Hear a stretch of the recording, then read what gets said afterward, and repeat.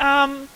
My name's Judy Wiseman, and it's my privilege to welcome you to the 36th 4S meeting. I'm sure it's going to be an absolutely fantastic meeting, and the program looks wonderful, and there's heaps of fantastic things on. I just wanted to say very, very few things. I'll be very quick. One thing I wanted to do was to remind you, is this echoing or is it all right? All right? So. I know I hate these mics. This is, one thing I wanted to remind you of is that this is a co-located meeting, that we're meeting with two other societies. One of them, HSS, is in the Renaissance Cleveland Hotel. SHOT is in the Marriott. I gather that there's programs available for the other societies outside. And I really do encourage you, given it's been, quite an organisational feat to meet in one place, that you take full advantage of it and go to the other societies. The book exhibit actually is in the Renaissance Cleveland Hotel, so you'll have to go down there anyway. I also just wanted to remind you that there is a joint plenary tomorrow evening. This is terrible, isn't it? You can all hear me without this, can't you? I've got terribly loud. No? Oh, all right. Okay, sorry. There is a joint plenary tomorrow evening, which I think will be fantastic. It's in, where is it? I'm just trying to think. It's in the Marriott, called Dealing with Disasters, Perspectives on Fukushima, which the three, we've got a speaker from each society, and I think it'll be a fantastic plenary. So I hope you come to that, as well as our plenary the following evening. What else did I have to say? And I think we're going to have a fantastic banquet, and I personally have already been to the Rock and Roll Museum and was very inspired by it, and I hope you do too, because our theme is rock and roll. Rolly Varma has done a wonderful job as the program chair for this committee, and she just wanted to take up just a couple of minutes of your time making some announcements. So just hang in there for a moment, and I'll just hand over.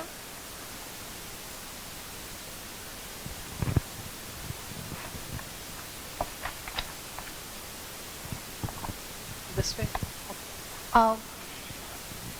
Welcome, and just let me skip these. I want to tell you that we have over 1,000 people registered for the conference, and we have almost 600 professionals and almost 400 people from students and from non-OECD countries, and this division is based on registration criteria. Basically, we have faculty, students, people from government institutions, and people from private sector. And where are you from? You could look at like almost 670 people are from North America, and around 225 are from EU and UK, and almost 65 from Asia, 25 from Latin America, and around 10 from Australia and New Zealand, and around 10 from Middle East and Africa. And I think we need to work to attract more participants from developing countries. We have, just to give you some idea, we have papers in diverse areas, and looking at these, I feel like we need to work so we can attract papers addressing issues of minorities in science and technology, which we don't have that many. And we have wonderful program, and thanks to all of you. And I do want to say one thing on my personal note. So last year in Japan, some people gave me their condolences when they learned that I will be the program chair. And some people said that this is a one-time life experience which I will not want to repeat.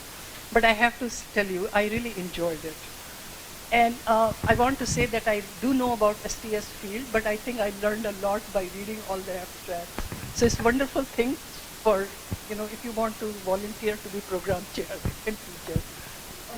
Thank you. Great.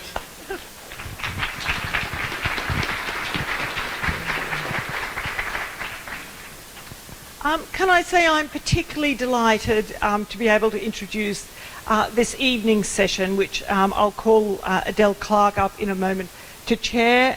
As you can see, it's about Lee Starr and her work, and it couldn't be more appropriate than to start our conference with this session. It's a tradition for us to give out plaques, which is a very nice tradition, actually.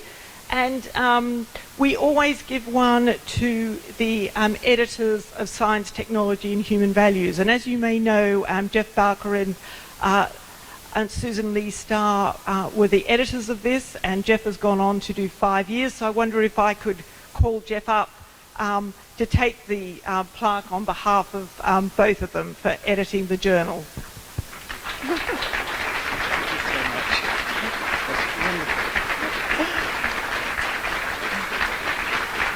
Great. Okay. Adele, I'll hand over to you now.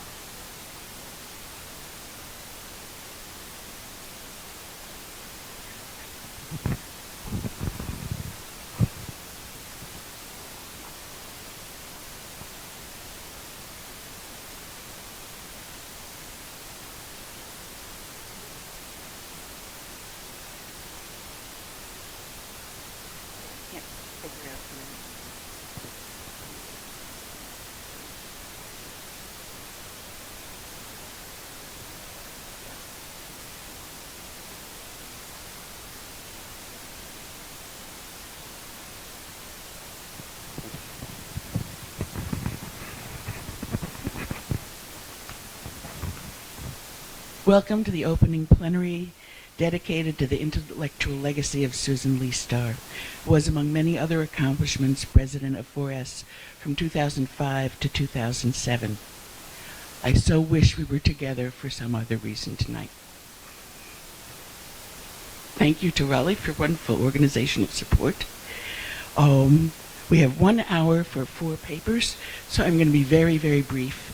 Major themes of Lee's scholarship included boundary objects, infrastructure, classification and standards, marginalities and suffering, and work, especially hidden work.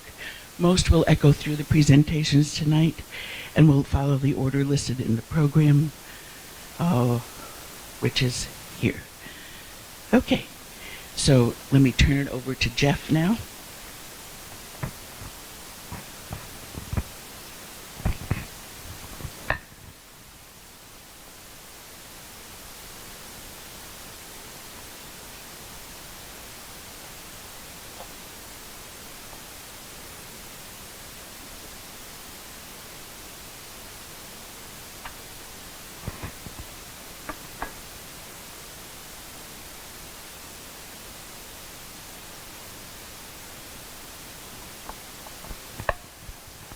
Okay, thanks a lot, Adele, and thank you all. It's just wonderful to be here this evening, and I know that many of you knew Lee very well and personally, some of you didn't, so I'll try and mix and match a little bit in what I talk about tonight, so there's a bit for everybody.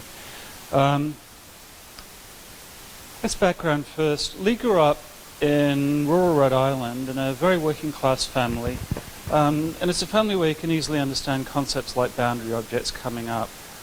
She didn't find out she was Jewish until she was about 14 years old, so that was a huge surprise to her. She'd actually grown up on Jew jokes as a young girl. When she first got an offer to Stanford University on the West Coast, she thought it was a junior college because the name was Leland Stanford Junior, and she'd been told never to go to junior colleges. So she wasn't really to the manner born as far as academia was concerned. It became a consuming passion for her, but one in which there was always a mixture between her personal life and her intellectual life, which I'll talk a little bit about. How clear is that? Can we dim the lights up front? It's pretty visible. Thanks. Okay. So this picture that you can't quite see is a bird. Which will remind many of you of the concept of boundary objects, which is one of Lee's signature concepts, I think. Originally based on research done with Jim Griesmer, looking at the Museum of Vertebrate Zoology in Berkeley. And it's a concept which it's still by far the most downloaded paper within Social Studies of Science, the journal. It's one that I think we've all read and grappled with in one way or another, and it's remained a very rich concept precisely for its mixture of flexibility, its acceptance of disparate logics, that people do not live within one single world and there is no one hegemony, and yet things do work. There is infrastructure which does work in the world, including making whistling noises. Now I decided to look around for where boundary objects could be found in the world right now, and I came across a dizzying collection on the web. This, some of you will recognize, a set of pneumatic tubes. Pneumatic tubes still used in hospitals and libraries around the world right now. That's perfect, thank you. And then in this blog, this led me to wonder whether pneumatic tubes are boundary objects. Lee would have loved this question. I mean, everyone was asking her, well, what's not a boundary object? And this is actually her last paper, which was published in Science, Technology and Human Values, is discussing that very question of what is not, as well as what is a boundary object. Her answer to that question is one which I can but repeat, which is that a concept is useful if it's doing good work for you. If it's not doing good work, don't bother about it. Just think about something else. But boundary objects, I think, has proven to be an incredibly useful and generative idea. Some of you will recognize the plate of onions. I want to talk a little bit about another mixture between Lee's personal life and professional life here. She was allergic to onions, and she wrote a fantastic paper about it once called On the Phenomenology of Monsters, I think it was. But anyway, it's about on being allergic to onions and how you go into McDonald's and they can do everything except remove onions from the burger. And this concept was incredibly useful in our personal lives because it meant that nobody ever cooked onions for us. So she truly appreciated that. But it was also, it was noticing a strange thing, noticing the ways in which people got lost in infrastructure one way or another, that they got forgotten about, sequestered, pulled away, torn apart by what seems to be an incredibly popular, well-working, seamless infrastructure. She was in a lot of pain throughout her life. From about the age of 22, 23, she was in chronic pain, never left her. It did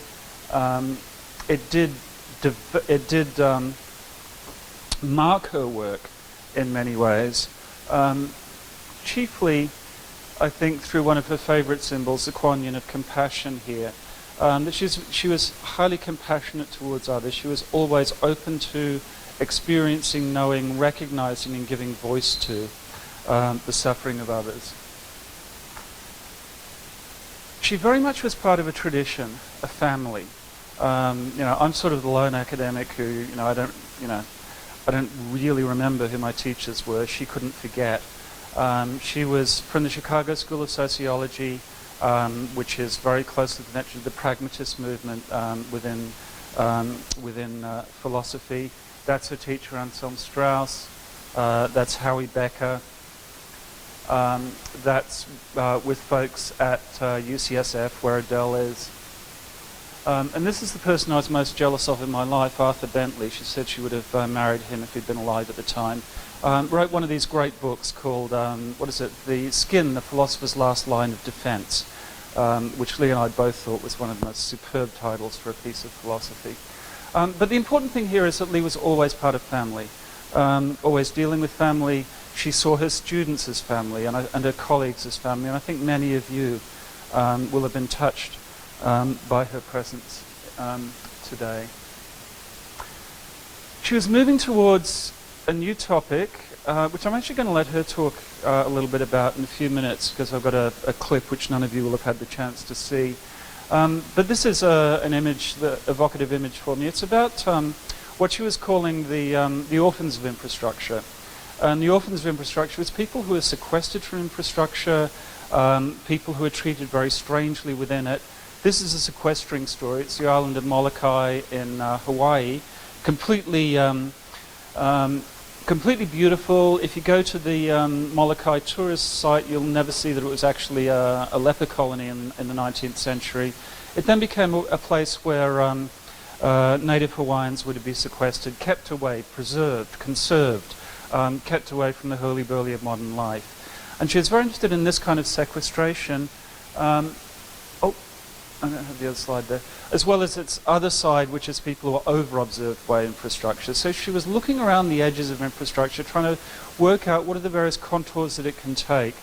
And with a view to writing a book she was going to call it Poetics of Infrastructure. And I very much feel that in her last work that she was achieving this. Throughout her life, storytelling was really important. It's the old Bateson line, that reminds me of a story. She always came up with stories. They were always well-grounded and they were always philosophically rich. And weaving stories, storytelling, this is from our last trip together to a project in Northern Australia working with the Yolngu, an Aboriginal tribe in the Northeast Territory. And what we were very interested in there was the connection between knowledge and the land. The Yolngu believed that knowledge was always, knowledge couldn't be separated off, torn away from the land, torn away from the environment. And so they would only tell their stories and tell their knowledge from within the environment itself. So I'm going to leave you with a few minutes of Lee talking.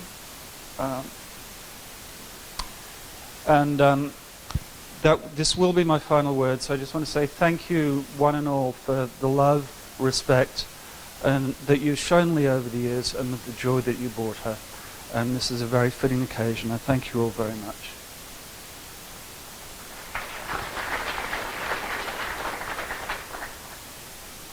Oh, we need the volume going up.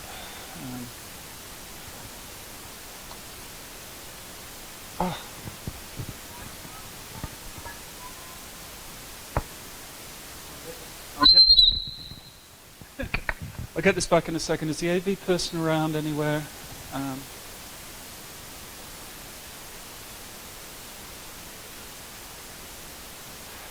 down there, I think. No, it's not. It's not on here. Oh, you got it. Okay, you got it.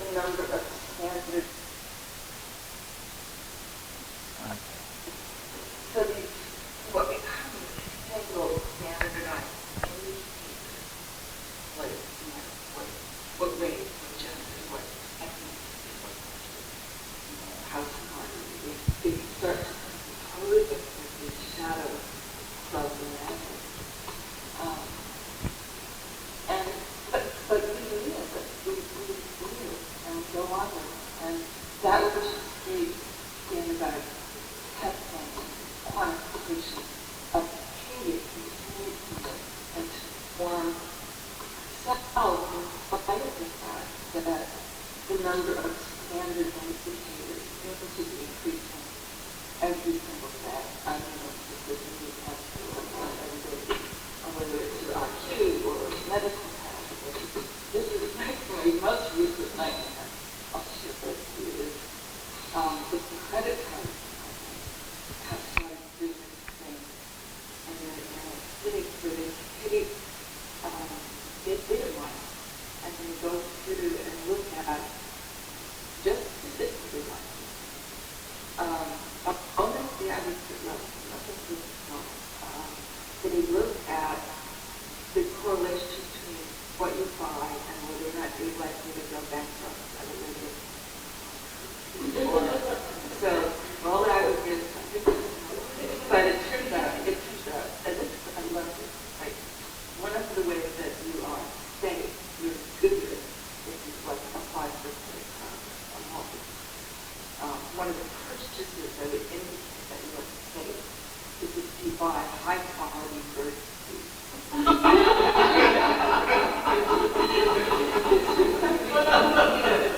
You make it obviously crazier people.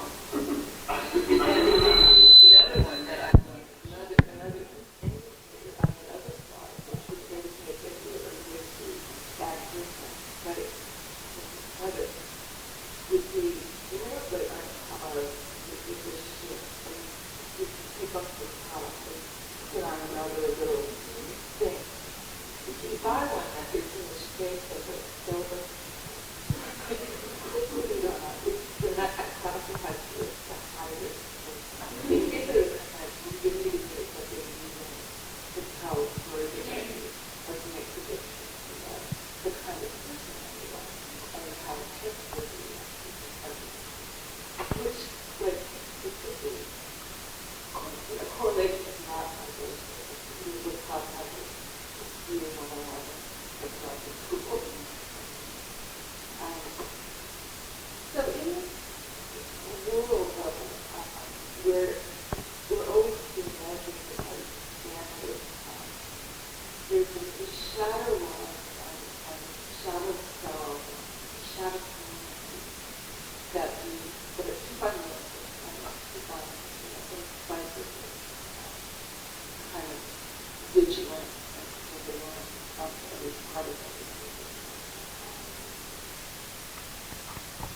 Thank you, Lee.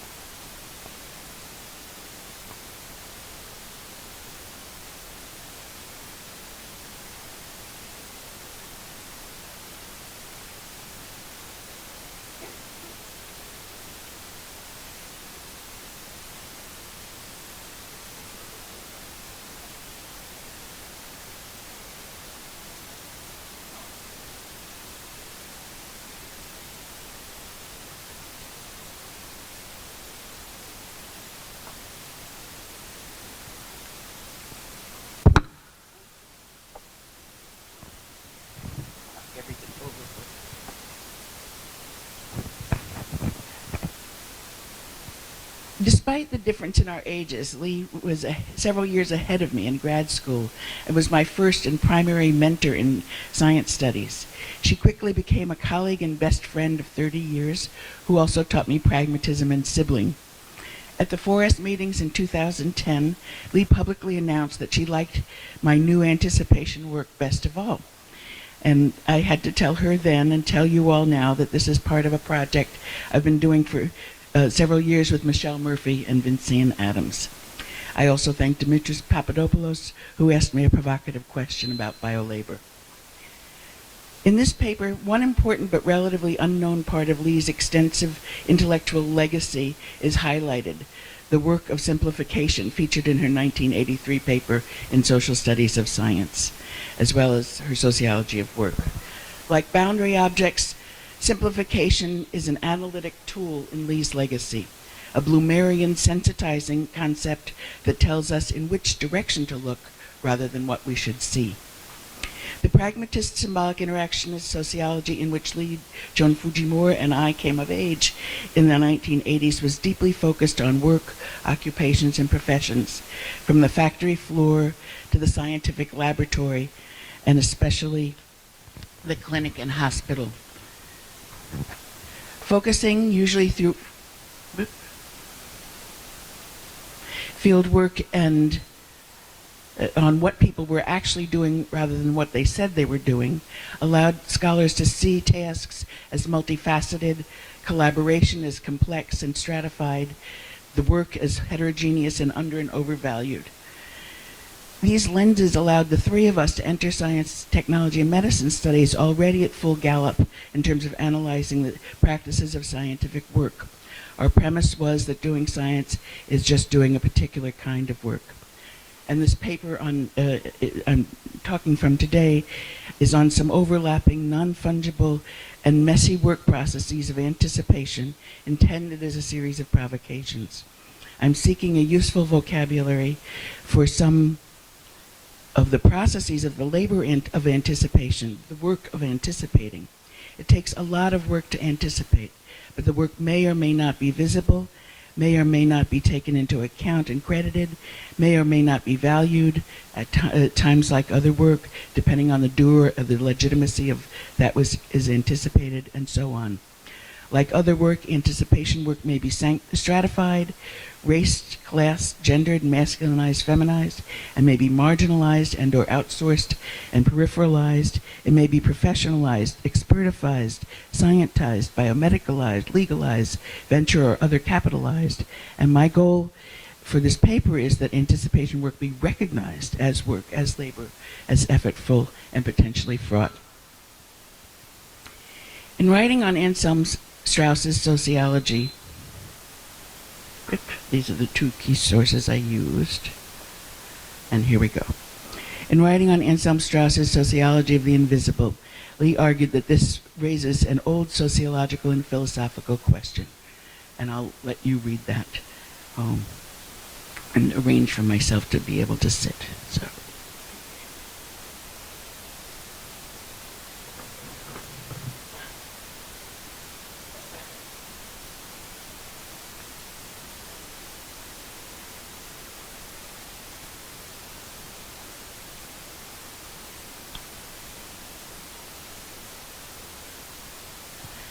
Lee called these abstractions that stand quietly, cleanly, and docilely simplifications. She continued,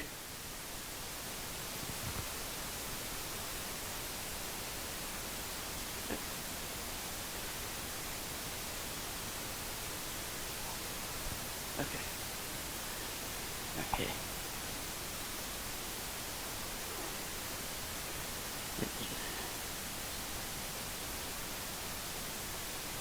Go forward one. Sorry. That's it. Okay. So the central insight of Anselm's research is not that the visible can be restored, for it was never lost, but that the visible and the invisible are dialectically inseparable. Work is the link between the visible and the invisible. Especially perhaps in the creation of grand theories, but also in the production of classifications, standards, and organizing systems of many sorts, including the educated guesses, so characteristic of anticipation, invisibles are created and reified. This is accomplished by simplifications, deleting discussions of the work that went into their production, who did it, the politics of it, and so on. Deleting the work can be understood by listening to another kind of pattern, patterns in the invisible, such as silences and omissions and areas of neglect. Citing Adrienne Rich and Dorothy Smith, Lee sought to restore agency, to explore the doubled understanding of both the organization of the work and the organization of the deleted work. In the longer version of this paper, I dwell on 3 of the forms of labor of anticipation, which are often, though not always, invisible and deleted. First, I take up abduction, the feedback loopings from empirical elements to conceptualizations of them through which we produce and perform anticipation. And my focus there is on some of its roots in pragmatist philosophy and how guessing is work. And I then turn to Lee's work on simplification. And last, I also deal with hope. And these 3 processes of abducting, simplifying, and hoping may occur in heterogeneous orderings and combinations, often simultaneously.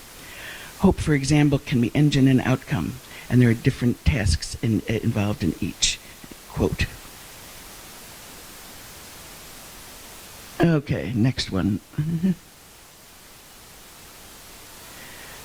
They are often held together by what Anselm Strauss called articulation work.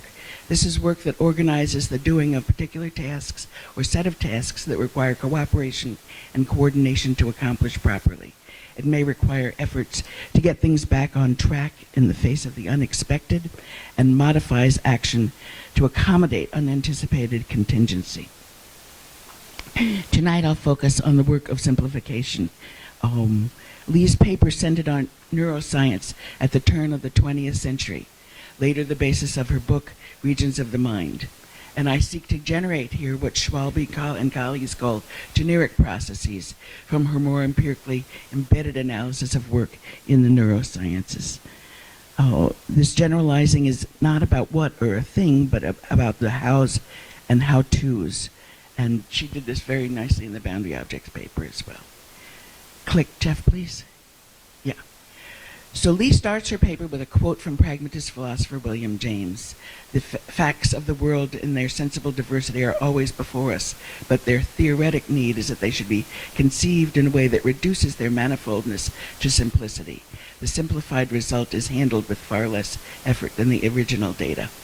And I'm arguing that simplification is a basic process, not only of scientific work, and that is requisite for abduction. Lee wrote the following about simplification, which I've edited, as you can see.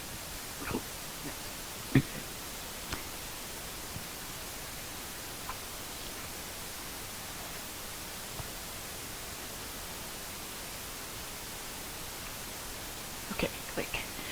For Lee, at the heart of simplification, there is always a reconciliation between theoretical commitments and constraints on material resources. In short, you can only theorize as far as you can afford to. So, to live within anticipation as a routine part of life, we do the work of simplification. We may do so before, during, and after abduction, and simplification is likely part of hoping as well. Many kinds of work may be involved, but Lee's key analytic point was that the units of analysis employed are tasks and activities, not individuals or their allegiances. And it's one of the most powerful insights of all. The core work of simplification, according to Lee, included key tasks of simplification. And I'll let you read them.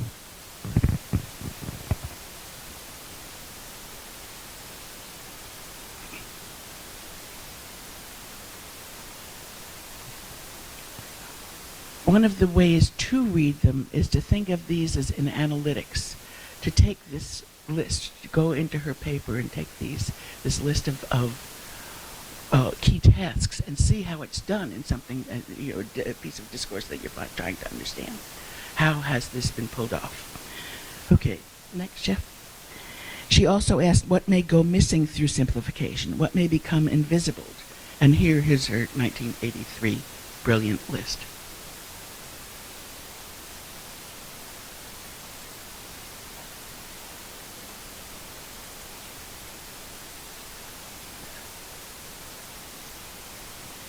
So what goes missing via simplification in science are the processes, work, and relationships that might disallow science from appearing objective, inevitable, or the culture of no culture. Lee Starr's paper and her work in this area more broadly were concerned with the forms of mobility that truths produced through simplification gained in the world, allowing them to move across specialties and disciplines, gaining allies and generating successful scientific social worlds or communities of practice. Sleek and mobile, such simplifications could evade and dance around rules of evidence. And she proves this very beautifully in her paper. So, in conclusion, Lee's legacy includes these excellent lessons for analyzing simplifications and what may be invisible thereby. Simplification work is always political work, and our mission is to grasp the politics through analyzing that which is invisible and the work that links it to the visible, and in that way we can honor Lee's legacy. Thank you.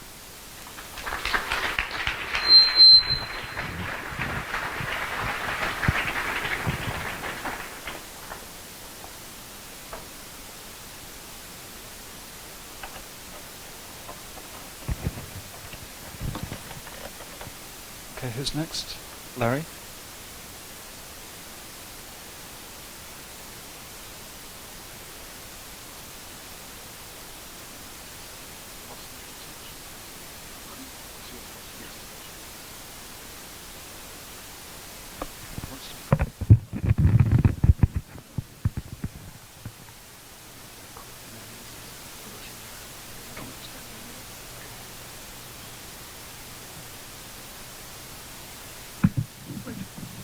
Thanks, Jeff. Well, I'm glad that to be here tonight and to honor Lee, and I'm also actually astounded at how similar, or how I should say, Adele's presentation feeds into mine. And in fact, I will skip over the things that Adele has already done such a nice job of explaining.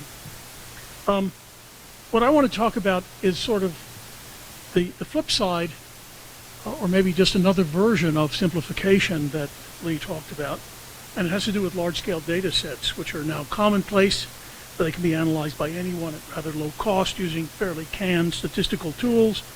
They require what is increasingly cheap digital storage, and they involve convenience samples, buyers of a product, scanned books, particles passing through a target, or proteins from a given plant. So across all the disciplines, there's this massive data collection and analysis going on. Now, there were early cases of problems with this, and they go back to the 1930s when the Literary Digest did a poll and predicted wrongly who was going to be president. Reader's Digest did the same thing in 1948. And the subsequent literature focused on sampling issues. In contrast, nearly 30 years ago, Susan Lee Starr asked about simplification. And as you just heard, she talked about how ill-structured problems were broken into pieces to make them well-structured, how limited financial and material resources required shortcuts, and so on. I will skip over that. These large-scale data sets are used more and more to make public and private policy decisions. So drones, for example, use GPS to determine what is and what is not a target. Climate change models aggregate data of variable qualities. Financial data is commonly used to guide investment decisions, and we know how well that all worked a couple of years ago. Some of these data sets are designed for aggregation. The simplification occurs during the aggregation process, and most of the early census data was of this type and led to measures of, for example, society, according to Durkheim, the economy, according to macroeconomics, and the climate, most recently, according to meteorological data. But some LSTS are also used to drill down. And the examples here include internet search engines, genomics searches that allow looking for particular protein constructs, and the whole surveillance society, such as CCTV, automated toll booths, supermarket loyalty cards, and so on. Now, the catch is, however, that of course these data sets can now be used for most of them for both purposes. One can drill down in climate data, as some climate scientists did, and advise Ugandan farmers on climate and how to adapt to a changing climate based on global models. It takes a certain amount of chutzpah to do that. One can also combine data, as someone else has done, from some 100,000 sources to provide profiles of particular persons for government agencies. Well, there's a whole series of issues that emerge here, and they emerge largely out of the work that Lee did on simplification. The first is a term that I have to thank Ruth McNally at Caesagen for introducing me to. It's the term lossiness, which is commonly used in engineering to define, for example, JPEG pictures. Once they get past a certain size, you can't continue to make them larger because a large amount of that data was lost under compression.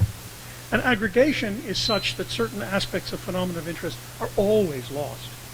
Disproportionality. The outliers can have significant impacts on the variable interests of areas of interest, but they can be excluded. So majority groups might be subjected to state sanctions. One can also allow one to gain clarity by distancing oneself through the phenomena, from the phenomenon of interest. And this, one might argue, and others have argued, is the logical conclusion of Alberti's invention of perspective drawing about 500 years ago. This is the case for recent analyses, for example, of the roughly 5 million Google books. Most are in English, the samples bounded by which libraries allowed scanning, and the researchers argued that it allowed access to some, quote, underlying phenomenon, whatever that might be. Most of these use a layering approach to phenomena. That is to say, underlying relations are said to be uniformly true across time and space. A very convenient simplification, but probably one which is fundamentally wrong. Anna-Marie Mull, by contrast, suggests that one can also take a virginal approach to knowledge. And this takes into account how the situatedness of things produces certain kinds of outcomes. Moreover, the practices of data collection have not got merely epistemological, but ontological consequences. The next time that you're confronted with some results from a large-scale data set that you disagree with, try disagreeing without access to another large-scale data set. Hence, the possibility here is that these things crowd out competing ontologies. Those aspects of phenomena that can be calculated or standardized are amplified, and those aspects that cannot are reduced. Note that the representation of phenomena recasts them in a desituated way, and this is particularly problematic with audit data. Also, large-scale data sets tend to tell particular stories, which require a degree of interpretation, a weaving of narrative around data, but this may conceal other important stories, and hence the problems of hermeneutics remain, but may be displaced by these data sets. Large-scale data sets also shift how risk is understood and acted upon. We move from a voluntary undertaking to statistical probability of harm to now graphic depictions of risk. And how these perceptions of risk change the actions people take is entirely unclear. Large-scale data sets also treat errors differently. As Karen Knorsatina mentioned in her book a few years ago, high-energy physics and molecular biologists treat error in very different ways. But most policymakers who rely on large-scale data sets lack the competence and resources to recollect and analyze them, and may strongly resist questioning their validity, especially when it flies in the face of the policy they want to promote. Overlapping all of these issues is the role of standards. Large-scale data sets require Herculean efforts at standardization and data collection, analysis, and interpretation. And as Hilm et al. Showed recently in a book on climate change, just simply showing different periods for the baseline normals yield different historical weather trends. Which one's the right one? Obviously, it's subject to debate. So to conclude, this lens is not meant to be all-inclusive. It has to be simplified as well, condensed here. And as Lee might have said, the consequences of simplification across multiple disciplines are hardly simple. So a lot is at stake with these large-scale data sets as they are linked to policy decisions. And I would argue we have to avoid our fascination with data becoming a form of dataism, producing a meaningless world.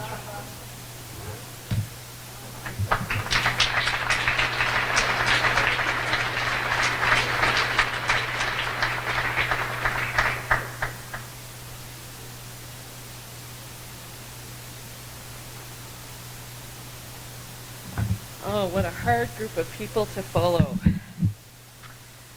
Luckily, for me, I get to rely on a set of slides that Lee herself put together. And I'm very grateful for that at this moment.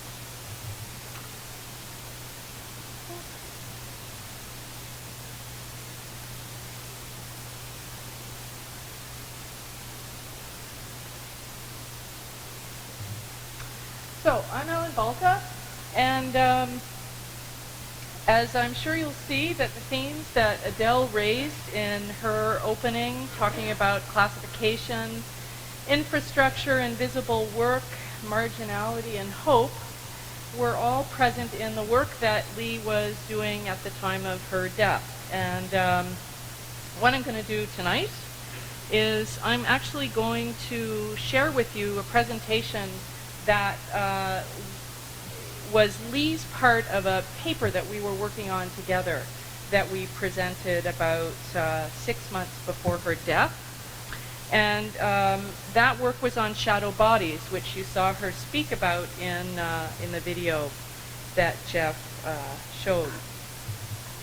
So I'm going to start out and tell you how we defined shadow bodies and also tell you a little bit about the context. I've done a lot of work looking at indicators in the health system, particularly with large-scale data sets, and Lee and I shared this interest in indicators and health indicators and how health indicators mapped the human body. We defined shadow bodies as a reflection that are born out of partial illuminations, that they're partial views of bodies derived from illumination of some aspects of the body which, like shadows, leave others underemphasized and less visible. It's important to remember that they are representations rather than the real thing. They can be discipline-based or professionally based. They reflect important social constructs in society, such as risk as a legal construction, and they're constructed through paper and computer-based forms, tradition, such as disciplines and professions, and often are aided in their construction by information systems which yield some things visible and other things more visible. The qualities of shadow bodies include that they're created by the fragments that are measured and by the unaccounted for and invisible spaces left in between. And of course, Lee would remind us that their existence has both personal and political consequences. So, what did Lee have to say about shadow bodies and how they make us human? The first thing that Lee was very concerned about in her work is what were the borders of the bodies, and whose bodies were we talking about, whose experiences, and whose sensoria. As Jeff has reminded us, Lee struggled a lot in her life with issues related to pain. And one of the things that she was very concerned about and interested in were some of the ways that matters of pain and different kinds of pain were represented or were not represented.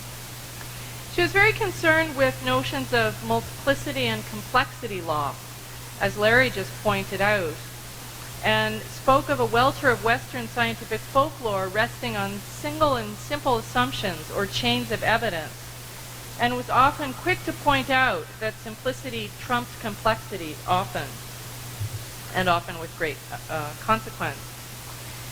I was thinking about Lee earlier today, and I have to say that the first thing that popped into my mind is not otherwise classified. And that was certainly one of the things that Lee was concerned with, is what popped up in those residual categories, and why did those residual categories exist? They existed for reasons of silence and absence. Those things that fall into those residual categories often are residual because the object is unspeakable. Certain kinds of silencing have occurred. We pass, many of us, and things are miscounted as a consequence. Often because objects are too complex or complicated in the sort of regimented world of indicators, and because it's beyond the technical capacity of the systems that we work with, including, for example, the unexpected sequelae that many of us suffer when we have health issues. We just can't build systems that allow us to capture those in any kinds of meaningful ways. And because the objects of lived experience are disbelieved by data collectors, respondents are classed as crazy or disorganized, or sometimes simply foreign. People can be devalued and stigmatized, and experiences therefore often become residual, unimportant, and are considered too much the minority view to be reflected in the existence of those categories. What kinds of things live in residual categories? We have standardized single indicators that compose and reduce us. We have that which escapes regimes of standardization and testing, so things that are quasi-quantifiable means of behavior, for example, being off the charts, as many of us would say that Lee was. And of course, we have a number of standardized indicators that are increasingly used both medically and intellectually, as well as, of course, as we've heard about today, in financial senses. Now, Lee was working with the concept of an anatomy of shadow bodies. As I mentioned, they start out with partial views. Shadow bodies are inhabitants of residual categories, and shadow bodies are where these two intersect and overlap within a particular context. And one of the things Lee was very interested in, and I think this speaks to her hopefulness, was notions of clouds of indicators or standards and classification. So there was a bit of a tension going on, I think, between, on the one hand, all the ways that classification systems, on the one hand, rendered so much invisible, and on the other hand, that as we increasingly work in the kind of data-rich world that we are, that we're also leaving all these traces of ourselves in interesting places that might somehow, in some way, tell other stories about the margins and about the residuals at some point. So there's a physiology to shadow bodies. Shadow bodies exist in the in-between, in the multiple standardized reified indicators, and they somehow reflect many of these unspeakable experiences that are invisible to the formal record. And of course, shadow bodies can't speak for themselves. Unlike Plato's shadows, they don't refer outwards to a transcendental form. For Lee, we lived in a forest of misplaced concretism. I absolutely love that. Where we have ideas such as one place within the body that might be responsible for a single complex behavior such as homosexuality, violence, intelligence, speech recognition, cancer, or genius, which is often represented as a place in the brain or a gene, entailing claims of indicators without borders. And as a kind of footnote, I had this fascinating conversation on the plane today with a radiologist who was on his way to a conference, and he was deeply troubled by the fact that we have all these radiological images that we that radiologists anyway look at and draw these conclusions from. And of course, life isn't as simple as radiological data might encourage us to believe at times. The shadows, of course, are dismissed. And what we typically see is we see indicators or patterns, sequences, clusters, or pathogenomic signs that are suggestive of problems, phenomenon, and speculations. And of course, in science studies and in other fields as well, we've had a desire to keep this relationship open, to speak of many-to-one relationships, to try and articulate open paths, multiple selves, and creative recombinations and new overlaps, data sharing and its infrastructural challenges. And yet there are vulnerabilities, carving out the one indicator phenomenon relationship and excising it from multiplicity also occurs. That's what we see when we talk about testing, expertise, and a suppression of other relationships. This was a list that Lee was particularly fond of, a classification system for senility. She was also particularly fond of this notion of having scales of measurement that weren't, in a definitive sense, calibrated. And she didn't actually know that this type of a scale existed. And this actually comes off of a standard instrument used for measuring knee pain, actually, following arthroscopic surgery.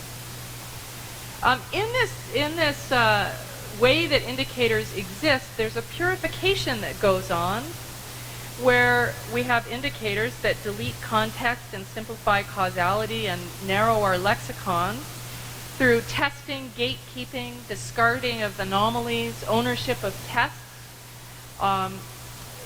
the use of authority, and of course the profit imperative, which makes where standard indicators end up standing in as suitable theories. The indicators are mobilized for purity and simplicity. They become means of asserting purity. We move on with indicators via tool hegemony through things like functional MRIs that de-emphasize the ontological and epistemological challenges and bury the history of multiplicity. As I mentioned earlier, though, Lee thought about this cloud of shadow relationships challenging the hegemony. She talked about hopeful monsters and hopeful residuals, resistant bodies, crocs, diseases without passport, things like AIDS before we had a classification system of AIDS, before we understood what the grouping of symptoms was that we came to call AIDS. And spoke about how some anomalies were just simply too big to bury. That the relationship, one example being the relationship of environmental racism to higher rates of breast cancer in African American women. But shadow bodies, Lee said, could give us hope. Through contradiction and self-destruction at the heart of standards with boundary objects, that over time shadow bodies might help us form narrative social movements, that standards need not be or weren't metanomic of human bodies and beings, and that we saw evidence of this in the sense that there are recent turns in several fields to the haptic, to things and materials, to multiplicity, representing a thirst for the suppressed truths of shadow bodies.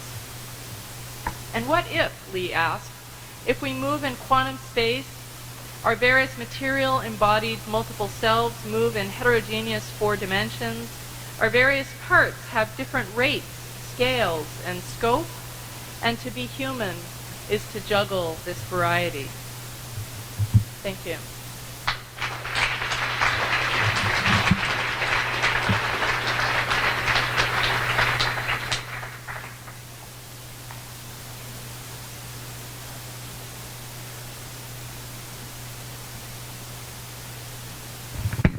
Hi folks, we've got about 15 minutes now. If anyone would like to make comments, queries, assertions, statements,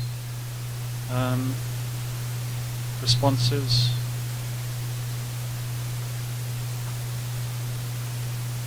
I Yes, Trevor.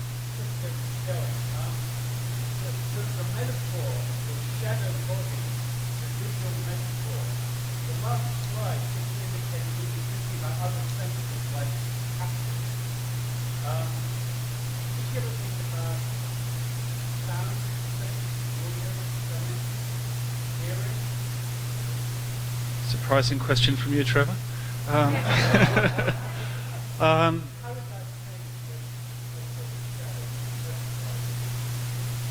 I think it's an extremely interesting question. I mean, on the haptic, let me think about the haptic for a second. I mean, one thing there that she was very aware of was texture. And texturing, I think, is something that we notice, clearly in the sound world as well as in the other world. And there are certainly, there are certainly ways in which that texturing, which the haptic can provide through, understanding different fabrics, different kinds of ways of dealing with reality. Sound also is often, in this form. It's often this blasting hegemonic form that comes out. And there's a sense of other voices that you don't hear, other themes that you don't hear. I mean, I would certainly see ways of developing that, in terms of the metaphor of opera and the use of motifs in opera. But I don't think Lee specifically thought in those terms.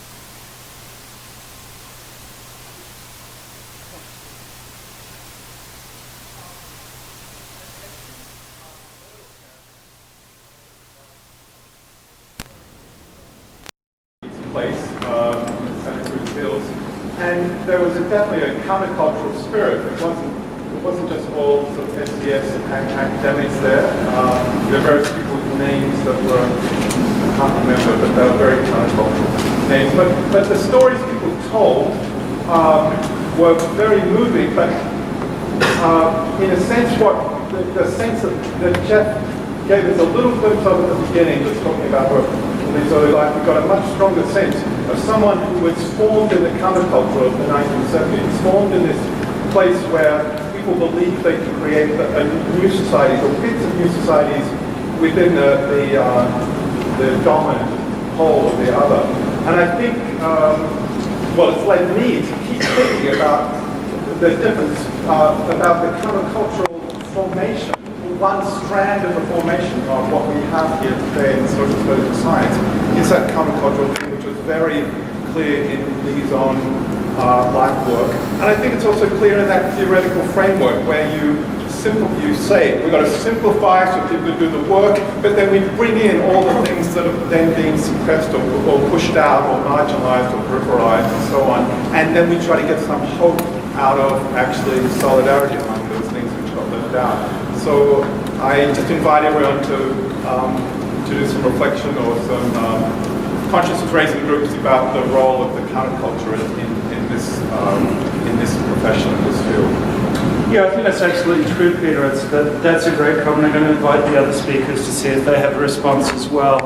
I mean, certainly for Lee and I getting into science studies, it was seen as a radical endeavor and a political commitment, and I think it's much less that today, and more's the pity. Lee's first publication that I know of was in that volume with Ruth Hubbard, which was Women Writing About Biology, Writing About Women, I think was the title of it. It was a fantastic piece of work. The early roots of science studies certainly go back to the Campaign for Nuclear Disarmament, social sciences for professional responsibility, and we've sort of lost that in the field. Lee's own counterculture background, for those who are unaware of it, she talked about it a lot. Certainly being a lesbian, certainly being, in the kind of feminist circles of the 1970s. And there are a huge number of very interesting stories about that, which I may go into over drinks later. But there was certainly that part of her, as counterculture, that part with the feminism, the political commitment, and the spiritual commitment as well. The spiritual commitment was never far from her work, and indeed she was a practiced Wiccan priest, pagan priest. For those who want to put a theoretical edge to it, read Michel Serres, on the role of paganism and seeing paganism / pantheism and seeing that as ways of building new kinds of ontologies in the world. But if you just want the story, San Francisco Chronicle had 2 days ago a picture of the house property that Lee and I owned in Bonnie Doon with a story about the witches of Silicon Valley. And she was very, very much part of that setting, and didn't see a separation between that countercultural work, which Peter, quite rightly brings to our attention, and the academic work she was doing. But I don't know if any of you want to respond further on that. Well, I want to make a connection between that and also the issue of the haptic stuff, because one of the conversations that was going on in relation to the shadow body work had to do with body knowledge. And of course, in academia, we don't spend a lot of time talking about body knowledge, although some of you may know that a few years ago, I actually came to 4S and talked about body knowledge, which was an absolutely terrifying thing to do, but I never would have done that had it not been for Lee's encouragement. And Lee really, I think it's important for us to remember that one of the great legacies Lee has given us is she really created space for a lot of us to be different in some sense, and to be something other than really sterile academics. And I hope that we all hang on to that. I would also say that for Lee and I and Joan, 4S was the other. We were in American medical sociology, and this was and remains very other from that, and very excitingly so. So it's been a blessing in all our lives in that deep kind of way, as alternative too. So. Okay, yeah. Hi, so I'm interested in this notion of hope, largely because it seems that throughout Lee's work there's much interest in infrastructural misalignments and torque and those kinds of things, but at the same time there's this undercurrent of hope throughout it, and it's a word that we've mentioned several times today. So I'm wondering if the speakers can talk a little more about hope, either within the sort of articulation work or the anticipation work or shadow bodies, but also within Lee's work more generally and for science studies more generally. I don't particularly do hope, so I'm going to ask to come in on that. Yeah, I mean, hope is central. I mean, it's like, for me it was very much, in the spirit of Emma Goldman, was, I can't dance, I don't want to be part of your revolution. There's got to be fun in it. If you're not having fun while you're doing it, if you're not feeling the hope while you're doing it, then you've already lost the battle. But I will ask the others to come in on that, because I really am a bit of an existentialist. I can speak to that on a very personal level. When I needed hope, Lee was the person I picked up the phone and called. And, academia can be a pretty brutal place, and it wasn't always a picnic for Lee, certainly. And in spite of that, she somehow remained hopeful, and she somehow actually was able to communicate that hope to lots of the rest of us.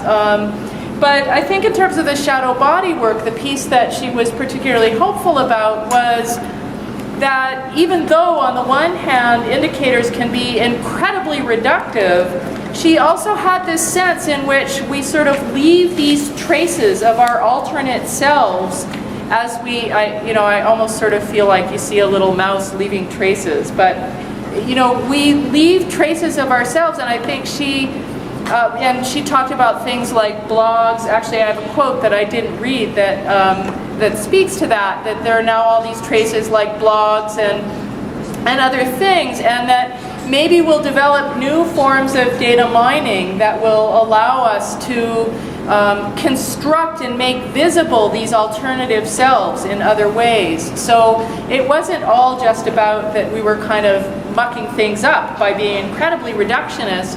There was also this sense in which the creation of these what ends up in the not otherwise classified categories could in some sense help us create a broader sense of how we as a culture understand ourselves. Larry?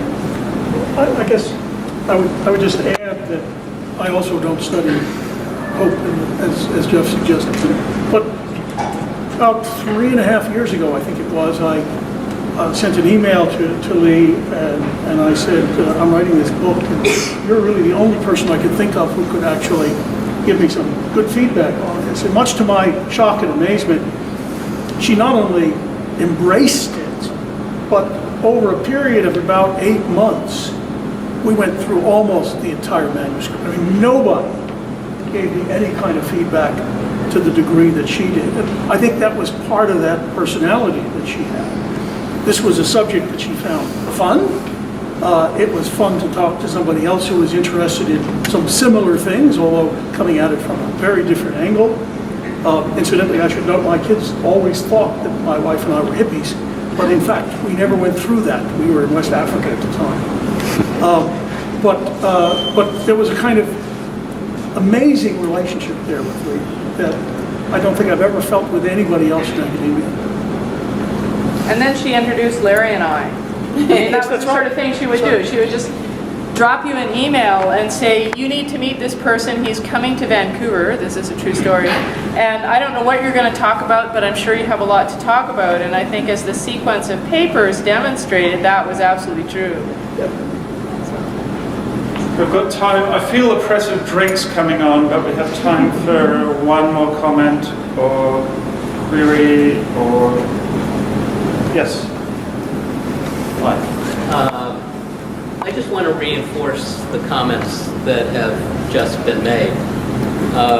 One of my fondest memories of Lee was when at the 4S meetings in Vienna, she asked if she could accompany me to the high holiday services at the one remaining synagogue that the Nazis did not manage to destroy.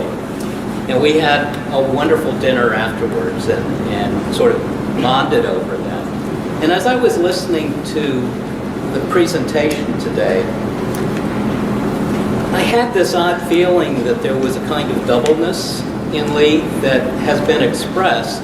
And I just want to push STS to go further in the direction of, I don't know, maybe it's the roots of the counterculture, but I think it's the hope that Jacques Derrida, for instance, talks about as the world to come, democracy to come, that all of our utopian ideas are embedded in the concrete world within which we live, but we have to push it forward. And particularly this last piece on shadow bodies is of that spirit, and I'm struck by the degree to which the pragmatist formulations, which I grew up with. I'm the child of the Vienna Circle pragmatists who had a very close connection to the American pragmatists, and I came out of Chicago as well. But I was struck that that language is really the language that we adopt when we talk to engineers. As many of you know, I live in a world of engineers at MIT, and you have to adopt a different language talking to them than you do to humanists. And yet there is this rich philosophical tradition, or to many, many physicians as well, who have a similar take on reductionism and the power that reductionism has provided us, but yet leaves out many things. And what I kind of missed in the presentation, indeed, was what Peter was referring to, which is this other side, which is full of hope and requires a whole set of tools, not only haptic tools and sonic tools and so on, but looking in between the infrastructures and readjusting the infrastructures. Both your work and Lee's are profoundly inspiring in that regard. And so I just want both I just want to acknowledge in admiration of Lee that we not stop at simplifying and complexifying, that there's a lot more in the world than just that. What a lovely note to end on, and I couldn't agree more with that, with that comment. And I think in closing, what I'd like to say is, first of all, thanks to all the speakers for having done such a fantastic job and put so much into it. And also thank you as an audience. I mean, it's like, there's you've been playing a little bit lately with that game, the encounter group game, where you fall forwards and you know someone is going to be there, or you fall backwards and you know someone is going to be there to hold you. And I think in a sense Lee has fallen either forwards or backwards, but I really feel this community is holding her spirit and cherishing her spirit, and I thank you all for that. Thank you.